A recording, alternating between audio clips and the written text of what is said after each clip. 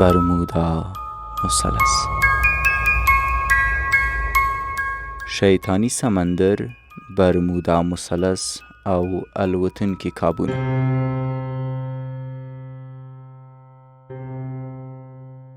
دوهم فصل، دوهمه برخه، د الوتونکو کابونو تعقیبول او پایله.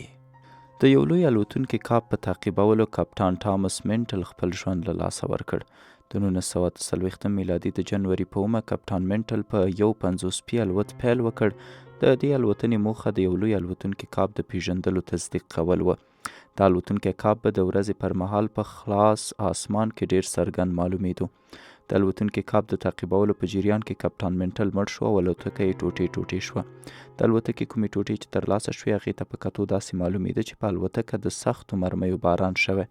سمدستي د هوایي ځواک له لوري چې د دې پیښې څرګندونه شوې وه په هغې کې ویل شوي وه چې کپټان منټل د زهره یا وینس سیاره تعقیبوله. لږ فکر وکړئ، تاسې کله د زهرې سیارې تعقیبول اورېدلي دي؟ رښتیا دا دی چې د امریکا حکومت د برمودا مثلث په څیر د الوتونکو کابونو په اړه رامنځته کیدونکو پیښو باندې پرده اچول غواړي او هڅه کوي چې خلک د دې پیښو په اړه خپلې خولې بندې وساتي. د الوتونکو کابونو په وسیله د انسانانو تښتولو پیښې هم د مستندو حوالو سره مخې ته راځي. په دې کې مشهوره پیښې دا دي چې په 1960 میلادي کې د کلیفورنیا هوایي ډګر نه 101 اف الوتکه د روزنیز الوت لپاره د هوایي ځواک یو میجر الوزوله. په بیرته راګرځېدو کې دا الوتکه په رادار لیدل کېده. ناڅاپه د رادار په شیشه د الوتکې لیدل کېدونکی انځور یو لوی الوتونکی کاب پټ کوي. داسې ښکارېده چې الوتکه یې په الوتونکي کاب راښکته کړې ده. له دې وروسته د رادار شیشه خالي پاتې شوه. نه د الوتکې او نه د الوتونکي کاب درک ولګېد. لټون روان و. راتلونکی سهار الوتکه بیا راښکاره شوه چې تر اوسه هماغه میجر الوزوله. هغه وویل چې هغه یې له الوتکې سره یو ځای الوتونکي کاب ته ښکته کړی و. هلته انسانانو ته ورته مخلوق له هغه سره مرکه کړې وه او د دې راپور په اساس هغه او الوتکه یې 10 ساعته وروسته پرېښودل شوې وه. د هغه د نیول کېدو په وخت الوتکه کې د 20 دقیقو تیل وه او کله چې یې پرېښودو بیا هم پکې همدومره تیل پاتې وه. د دې معنا دا شوه چې د هغه تیل هیڅ نه و مصرف شوي. دا میجر یې په یو رواني روغتون کې بستر کړ او بیا معلوم نه شو چې څه شو. همدارنګه د دې پیښې ټولو شاهدانو ته سختې لارښوونې وشوې. که چا د دې پیښې په اړه خوله پرانیسته نو هغه ته به د جریمې او قید سزا ورکول شي. یوه پیښه د بیرني بیل او د هغه د میرمنې بټي بیل ده. دې دواړو د امریکا د نیو هیمپشایر ایالت په پورټسماوت سیمه کې په خپل موټر کې سفر کولو چې بیرني بیل په فضا کې کوم څه ولیدل. هغه موټر ودرولو او په دوربین کې یې ولیدل. د هغه د میرمنې په وینا د هغه له خولې دا جملې وتلې: نه باورېدونکي، نه باورېدونکي. په همدې کې الوتونکی کاب د هغوی د موټر له پاسه شو. دواړو په موټر کې سپاره هغوی غوښتل وتښتي، مګر هغوی د شپېلۍ په څیر غږ واورېد، لکه له راډیو چې شپېلۍ راوځي. د هغوی غوږ ته په رسېدو پرې خوب غلبه وکړه. دوی د 1960 میلادي د سپټمبر په 19 وتښتول شوه او 2 ساعته وروسته یې را پرېښودل. په 1950 میلادي کې د امریکا ایریزونا ایالت د اسنوفلیک سیمې ته نږدې ځنګلونو مسلول والټن له خپلو 5 ملګرو سره روان و. 5 واړو د خپل موټر له پاسه یو تاویدونکې رڼا ولیده. والټن له موټره کوز شو او د رڼا په لور یې منډه واخیسته. په همدې وخت کې پرې یوه وړانګه ولګېده او هغه په ځمکه ولوېده. د هغه ملګرو چې کله دا په لوېدو ولید نو د هغه په لور یې منډې کړې، مګر والټن ورک و. ملګري یې نه پوهېدل چې په دومره زر هغه اسمان کش کړ او که ځمکې وخوړ. دې ته ورته ډېرې نورې پیښې هم دي. د روزویل پیښه په 1940 میلادي کې د جولای په 2 د یو نوي مکسیکو په روزویل سیمه کې الوتونکي کابونو د پیښې ښکار شو. د روزویل پوځ هوایي ځواک د الوتونکي کابونه ونیول او په دې کې 8 فضایي مخلوق یا ایلینز وه چې 6 مړه او 2 ژوندي وه. د اسټنټن فرایډمن کتاب کې دا لیکل شوي.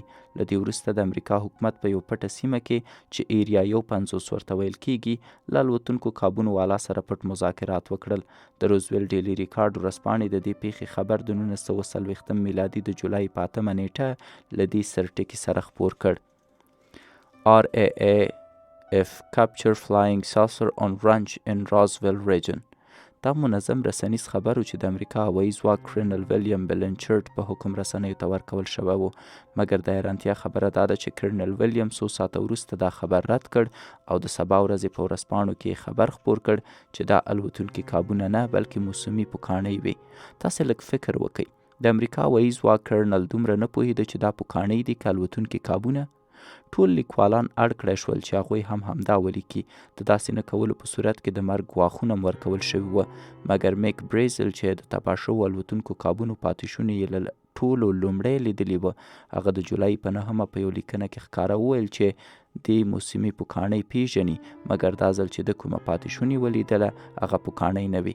له دې لیکنې سمدستي وروسته د څو ورځو لپاره هغه ورک کړی شو او کله چې بیرته راغی بیا هېڅکله په دې اړه خبرې ونه کړې لکه مار چې بوی کړی.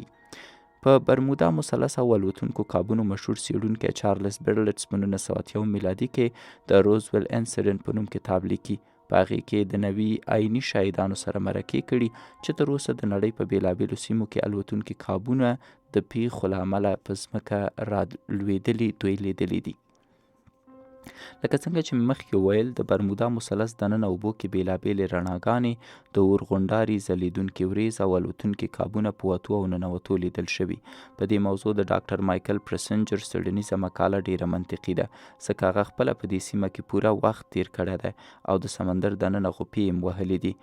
هغه وایي ما ته وویل شو چې د UTEC څېړنیز ادارې په سیمه کې ګڼ شمېر الوتونکي کابونه لیدل شوي دي. دا د اندروس په بهاماس جزیرو کې د امریکا سمندري ځواک مرکز دی.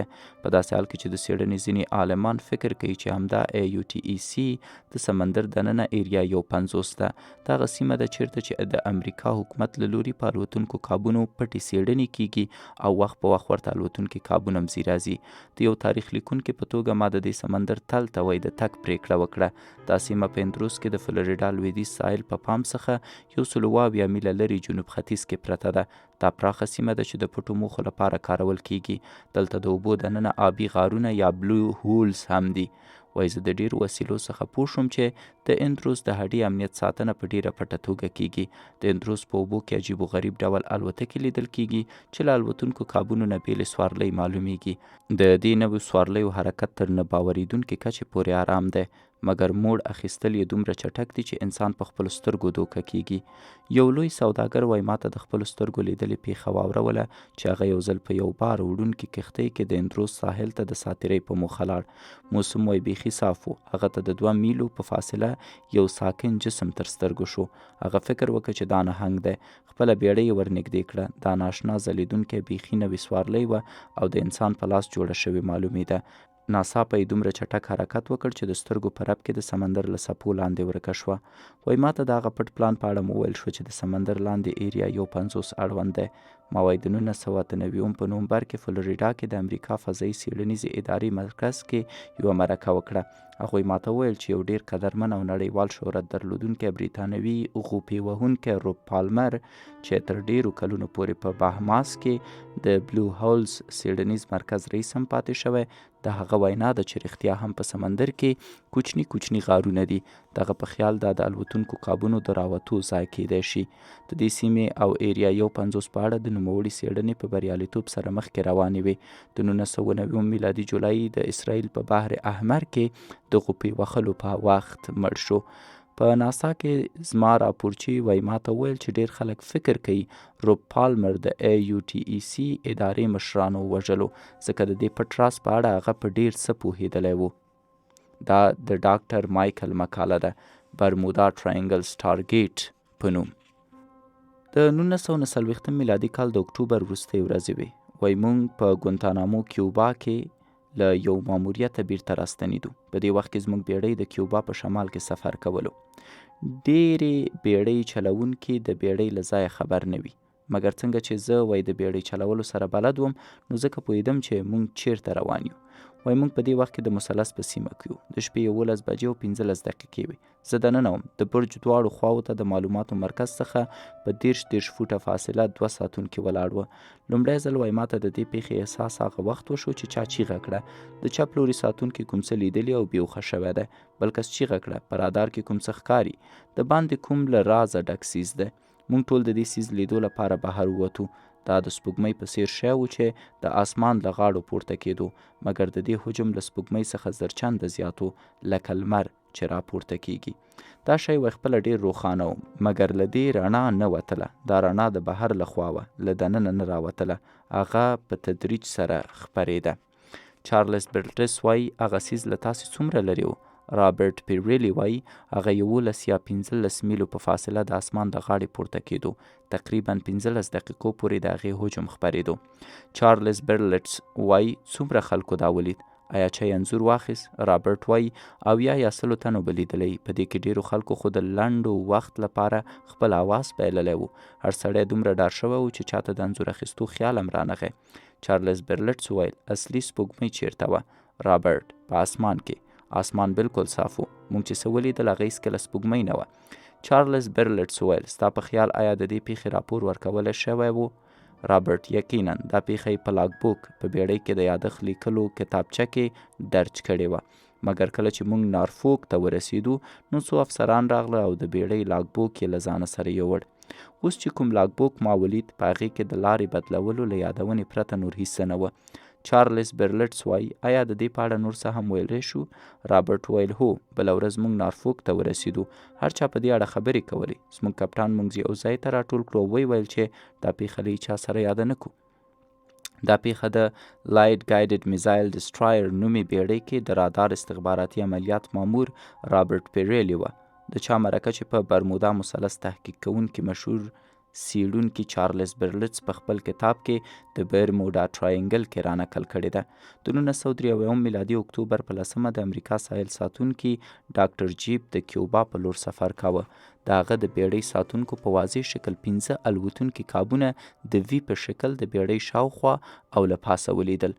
په دې کې هر الوتونکی کاب د وی په څیر و چې الوت یې ډیر چټک و او د بیړۍ په لور نږدې کېدو او لرې کېدو کې یې رنګ سور او نارنجي ته بدلیده. د 1963 میلادي اپریل په 11 د بوینګ 207 پیلوټ او انجینر د سان جوان څخه د نیویارک په لور الوت کاوه. یو بل څیړونکي بیلی بوټ په خپله لیکنه الوتونکي کابونه په برمودا مثلث کې یو اف او ان د برمودا ټراینګل کې لیکلي. ماته د امریکا سمندري ځواک الوتکې وړونکي بیړۍ یو اس اس جان اف کینډي کاري ډلې یو کس وویل. هغه په همدې بیړۍ کې له ورجینیا نه نارفوک ته راستنېدو. هغه د مواصلاتو په مرکز کې په دنده بوخت و. نو د مواصلاتو په خونه کې شته خلکو د چا چیغې واورېدې. د بیړۍ له پاسه کوم شی تاویږي. لږ وروسته بل کس چیغې کړې نړۍ فنا کېدونکې ده. د دې په اورېدو زموږ له خونې 6 تنو پاس منډې کړې. هغوی چې پورته وکتل نو وویرېدل. د هغوی د پاسه یوه ډېره لویه کړۍ تاوېده. دا الوتونکی کاب و. له دې کوم غږ نه راوتلو. نارنجي رنګه رڼا ترې راوتله. تقریبا 20 ثانیې د بیړۍ له پاسه و او په دې جریان کې د بیړۍ کمپس، رادار او نورو آلاتو کار نه کوه او په بیړۍ کې شته F4 فیمینټم الوتکې هم نه چالانېده. څو ورځې وروسته چې بیړۍ نارفوک ته نږدې شوه نو یو کپټان راغی او خبرداری یې ورکړ کوم څه چې تاسې د بیړۍ له پاسه لیدلي هغه باید تر بیړۍ محدود پاتې شي. د فلوریډا یو تکړه بیړۍ چلوونکی ډون لومینیکو 2 ځل ورسره مخ شوی. دغه په وینا د 1960 میلادي اکتوبر هغه سمندر کې و. له لږې فاصلې نه یې اوبتل ته ورته شی ولید. دا اوبتل نه و. د دې رنګ سرمایي او اوږدوالی له 150 نه تر 200 فوټه پورې و. هغه په همدې لور روان و او د دواړو ترمنځ ټکر حتمي و. ډون لومینیکو وایي ما ماشین بند کړ او یوازې دعاګانې مې کولې. بیا زه حیران پاتې شوم چې اوبتل ته ورته شی زما د بیړۍ لاندې ډوب شو، په خپله لاره تیر او لرې په نیلي اوبو کې ورک شو. د برمودا مثلث په اوبو کې غوپه وهونکو په زلونو سپینې ځلیدونکي نااشنا سوارلۍ لیدلي چې ډېری چټکې ځغلي. هغوی فکر کوي چې دا هغه الوتونکي کابونه دي چې له اوبو په راوتو او ننوتو لیدل شوي دي.